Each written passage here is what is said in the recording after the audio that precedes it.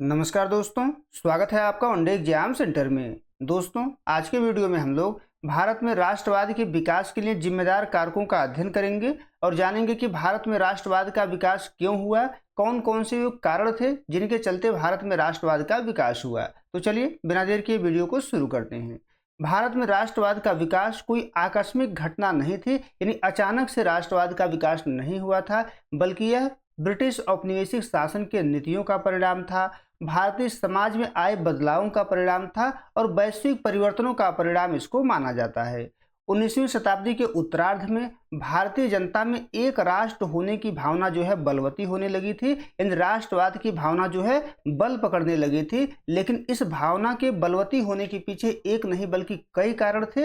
एक एक करके इन सभी का अध्ययन हम लोग यहाँ पर करेंगे।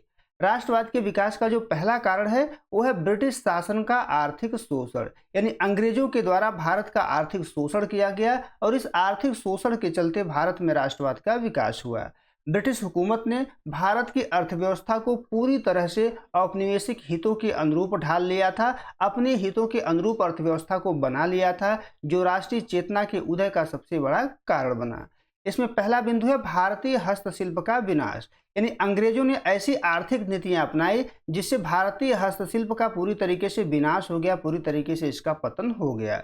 ब्रिटेन की औद्योगिक क्रांति के कारण वहां के मशीनी कपड़े और उत्पाद भारत में भारी मात्रा में डंप किए गए। क्योंकि वो मशीन से बनते थे तो उनके कपड़े सस्ते होते थे। इसके विपरीत भारत के पारंपरिक कपड़ा और हस्तशिल्प उद्योग पर भारी कर लगा करके उनको नष्ट कर दिया गया, जिससे लाखों जुलाहे और कारीगर बेरोजगार हो गए और उनके भीतर धीरे धीरे चेतना का विकास हुआ, धीरे धीरे राष्ट्रवाद का विकास हुआ, क्योंकि वो अंग्रेजी सरकार के असंवेदनशीलता को समझ गए थे। अगला जो बिंदु है वो है कृषि का व्यवसायीकरण और अकाल, यानी अंग्रेजी सरकार के द्वारा कृषि का व्यवसायीकरण किया गया और इस कृषि के व्यवसायीकरण के चलते बार बार भारत में अकाल पड़े। अंग्रेजों ने जबरन भारतीयों से नील की खेती करवाया, कपास की खेती करवाया, अफीम जैसे नकदी फसलों का उत्पादन इनके द्वारा करवाया गया और लगान भी अत्यधिक बढ़ा दिया गया था, जिससे किसान जो था कर्ज के जाल में फंसता चला गया।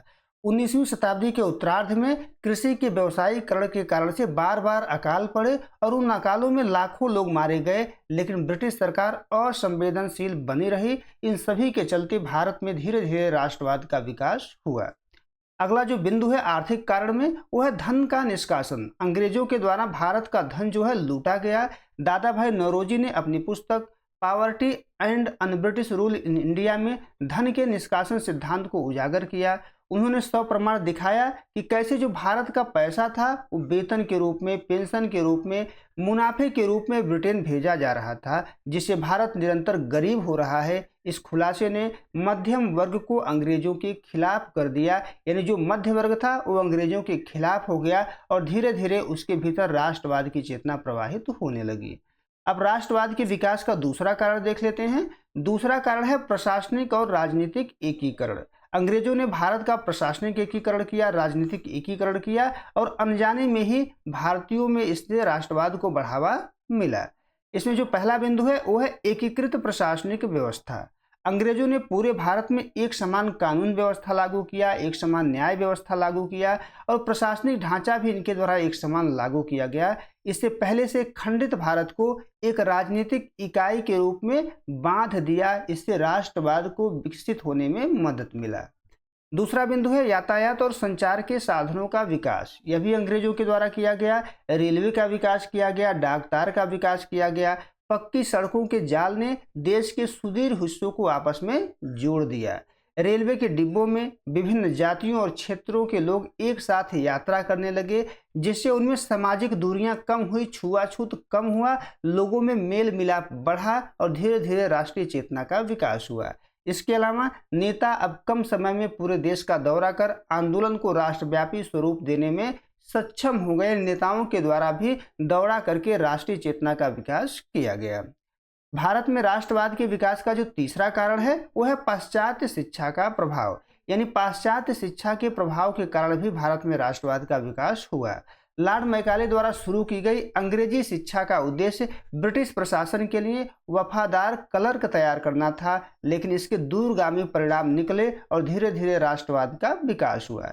इसमें पहला जो बिंदु है वो है आधुनिक विचारों का प्रवेश। पाश्चात्य शिक्षा से भारत में आधुनिक विचारों का प्रवेश हुआ। अंग्रेजी सीखने के बाद भारतीय मध्यम वर्ग ने मिल्टन को पढ़ना शुरू किया। रूसो, वाल्टेयर, थॉमस पेन और जॉर्ज स्टुअर्ट मिल जैसे यूरोपीय चिंतकों को पढ़ना शुरू किया। इससे वे स्वतंत्रता, समानता, लोकतंत्र, राष्ट्रवाद जैसे आधुनिक विचारों से परिचित हुए और अंग्रेजों की क्या जो है मन स्थिति है उससे अवगत हुए और धीरे धीरे उनके भीतर जो है राष्ट्रवाद का विकास हुआ। पाश्चात्य शिक्षा ने एक साझा भाषा मंच का भी विकास किया। भारत एक बहुभाषी देश था। अंग्रेजी ने उत्तर से लेकर दक्षिण और पूर्व से लेकर के पश्चिम तक के शिक्षित भारतीयों के बीच एक संपर्क भाषा का काम किया। अब बंगाल के जो बुद्धिजीवी थे या मद्रास, बंबई के बुद्धिजीवियों से आसानी से विचार विमर्श जो है इनके द्वारा किया जा सकता था। यानी पाश्चात्य शिक्षा ने एक तरीके से पाश्चात्य विचारों को तो प्रवेश करवाया, आधुनिक विचारों का भारत में प्रवेश करवाया, साथ ही एक भाषा मंच का भी विकास किया ताकि भारतीय आपस में जो है संपर्क साध सकें। और इन सभी का प्रभाव क्या हुआ, धीरे धीरे भारत में राष्ट्रवाद का विकास हुआ। भारत में राष्ट्रवाद के विकसित होने का जो चौथा कारण है वह सामाजिक धार्मिक सुधार आंदोलन। 19वीं सदी के सुधार आंदोलनों ने भारतीयों में राष्ट्रीय स्वाभिमान जगाने की जमीन तैयार की। इसमें पहला बिंदु है सुधारकों की भूमिका, जिसमें राजा राम मोहन राय हैं, स्वामी दयानंद सरस्वती हैं, स्वामी विवेकानंद हैं, ईश्वर चंद्र विद्यासागर जैसे विचारकों ने समाज में व्याप्त कुरीतियों पर प्रहार किया। उन कुरीतियों को दूर करने का प्रयास इनके द्वारा किया गया और आत्मगौरव की जो भावना है यह भी इनके द्वारा जगाया गया। दयानंद सरस्वती ने नारा दिया कि भारत जो है भारतीयों के लिए है। विवेकानंद ने शिकागो में भारतीय संस्कृति का परचम लहराया। इन आंदोलनों ने भारतीयों के मन से हीन भावना को समाप्त किया और उन्हें अपनी प्राचीन विरासत पर गर्व करना सिखाया, जिससे आगे चलकर राजनीतिक स्वतंत्रता की नींव रखी और धीरे धीरे राष्ट्रवाद का विकास हुआ। अगला जो कारण है राष्ट्रवाद के विकास का वह समाचार पत्रों और समकालीन साहित्य की भूमिका। इन राष्ट्रवाद के विकास में समाचार पत्रों ने भी भूमिका निभाया और समकालीन साहित्य ने भी उसमें भूमिका अदा की। पहला बिंदु है इसमें प्रेस की जागृति। इसमें अमृत बाजार पत्रिका है, द हिंदू है, केसरी है, मराठा है, सोम प्रकाश जैसे समाचार पत्रों ने औपनिवेशिक सरकार की दमनकारी नीतियों की खुलकर आलोचना की। समाचार पत्र चाय की दुकानों और चौपालों पर जोर जोर से पढ़े जाते थे, जिससे आम जनता भी राजनीति से जुड़ने लगी थी। ये जागृति फैलाने का काम इनके द्वारा किया गया। साहित्य भी भूमिका निभाया। साहित्य भी राष्ट्रवाद के उत्थान में भूमिका निभाया। बंकिम चंद्र चट्टोपाध्याय के उपन्यास आनंद मठ और उनके द्वारा रचित गीत वंदे मातरम ने देशभक्ति की लहर पैदा कर दी।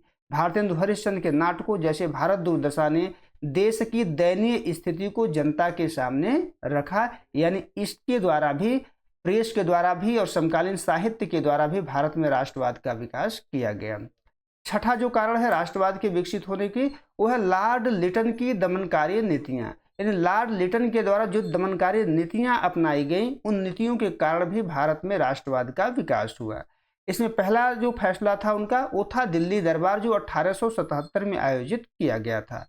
जब पूरा दक्षिण भारत भीषण अकाल और भूखमरी से जूझ रहा था, तब लिटन ने महारानी विक्टोरिया को कैसर-ए-हिंद की उपाधि देने के लिए दिल्ली में एक भव्य और खर्चीला दरबार आयोजित किया। जनता को यह संवेदनहीनता बर्दाश्त नहीं हुई। इन सभी कारणों से जो है धीरे धीरे राष्ट्रवाद का विकास हुआ।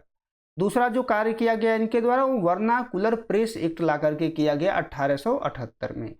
इस एक्ट के माध्यम से भारतीय भाषाओं के समाचार पत्रों पर कड़े प्रतिबंध लगा दिए गए ताकि वे सरकार के खिलाफ न लिख सकें, जबकि अंग्रेजी अखबारों को छूट दी गई थी। इस भेदभाव ने तीखा आक्रोश पैदा कर दिया। अगला कार्य किया गया इनके द्वारा हथियार अधिनियम लाया गया, यानी आर्म्स एक्ट इनके द्वारा लाया गया 1878 में। इस कानून के तहत भारतीयों के लिए हथियार रखना गैर कानूनी बना दिया गया, जबकि जो गोरे लोग थे, जो यूरोपीय थे, उनके लिए ऐसा कोई नियम नहीं लाया गया। इसके चलते भी भारतीयों के मन में असंतोष पैदा हुआ। अगला कार्य इनके द्वारा किया गया आईसीएस की जो परीक्षा थी उसमें आयु सीमा जो है कम कर दिया गया। भारतीयों को सिविल सेवा से बाहर रखने के लिए परीक्षा में बैठने की जो अधिकतम आयु थी वो 21 वर्ष से घटा करके 19 वर्ष कर दिया गया। इन सभी कारणों से जो इनकी जो नीतियां थी, इन सभी कारणों से धीरे धीरे भारत में राष्ट्रवाद का उदय होता है, राष्ट्रवाद का विकास होता है। अगला जो कारण है राष्ट्रवाद के विकास का वो है इल्बर्ट बिल विवाद, जो 1883 में हुआ था। लॉर्ड रिपन के समय में यह विवाद हुआ था। लॉर्ड रिपन के समय आए इल्बर्ट बिल विवाद ने भारतीयों की आंखें पूरी तरीके से खोल दी। पहले देख लेते हैं कि विवाद था क्या। इस बिल में प्रस्ताव था कि भारतीय न्यायाधीश भी यूरोपीय अपराधियों के मुकदमों की सुनवाई कर सकते हैं। यानी भारतीयों को इसमें समान मौका दिया गया कि भारत के जो न्यायाधीश होंगे यूरोपीय लोगों की मुकदमे की सुनवाई भी वो कर सकते हैं। लेकिन इसको लेकर के श्वेत विद्रोह हो गया, अंग्रेजों ने विद्रोह कर दिया। भारत में रहने वाले अंग्रेजों ने इस बिल का हिंसक विरोध किया। उनका मानना था कि कोई काला आदमी गोरे का न्याय नहीं कर सकता। इस संगठित विरोध के आगे झुकते हुए ब्रिटिश सरकार को यह बिल वापस लेना पड़ा। इससे भारतीयों को सीख मिली। इस घटना से भारतीय नेताओं ने सीखा कि यदि अपनी मांगें मनवानी है तो अंग्रेजों की तरह ही एक अखिल भारतीय संगठन बनाकर संगठित विरोध करना होगा। इसी सीख के परिणाम स्वरूप 1885 में भारतीय राष्ट्रीय कांग्रेस की स्थापना हुई और भारत में राष्ट्रवाद का विकास हुआ। भारत में राष्ट्रवाद के विकास का जो अगला कारण है वो है मध्यवर्गीय बुद्धिजीवियों का उदय।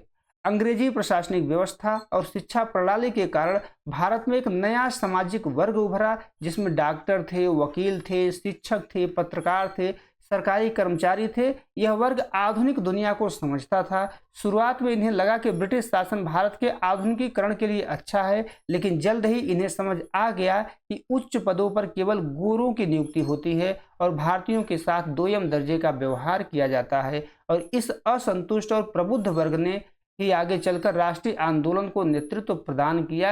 यानी इनके चलते ही भारत में राष्ट्रवाद की लहर जो है पैदा हुई। अगला जो कारण है वो है वैश्विक घटनाएं और बाहरी प्रभाव। यानी वैश्विक घटनाओं और बाहरी प्रभाव के चलते भी भारत में राष्ट्रवाद का विकास हुआ। इसमें पहला बिंदु है यूरोप के स्वतंत्रता संग्राम। इटली और जर्मनी का एकीकरण भी भारत को राष्ट्रवाद को प्रभावित किया। यूनान का स्वतंत्रता संग्राम भारत के राष्ट्रवाद को प्रभावित किया और आयरलैंड के होम रूल आंदोलन ने भी भारतीय राष्ट्रवादियों को प्रेरित किया और भारत में राष्ट्रवाद को बढ़ावा इसके द्वारा दिया गया। जो मिथक अब तक बने हुए थे उन मिथकों का टूटना भी भारत के लिए कारगर रहा। 1896 में इथोपिया द्वारा इटली को हरा दिया गया।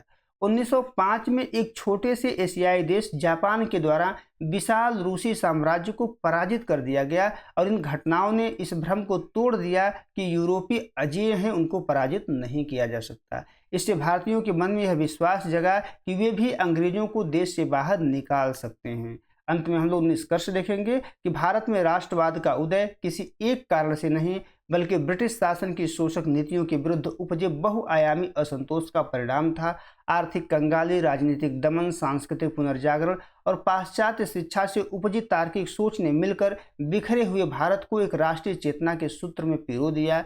इल्बर्ट बिल विवाद जैसी घटनाओं ने संगठित होने की अंतिम प्रेरणा दी, जिसके बाद भारत में राष्ट्रवाद की लहर पैदा हो गई। उम्मीद है आपको ये बात समझ में आई होगी कि भारत में राष्ट्रवाद का विकास क्यों हुआ, कौन कौन से कारण थे। अगर वीडियो अच्छी लगी तो हमारे चैनल को सब्सक्राइब कर लीजिए, वीडियो को लाइक और शेयर कर दीजिए। बहुत बहुत धन्यवाद।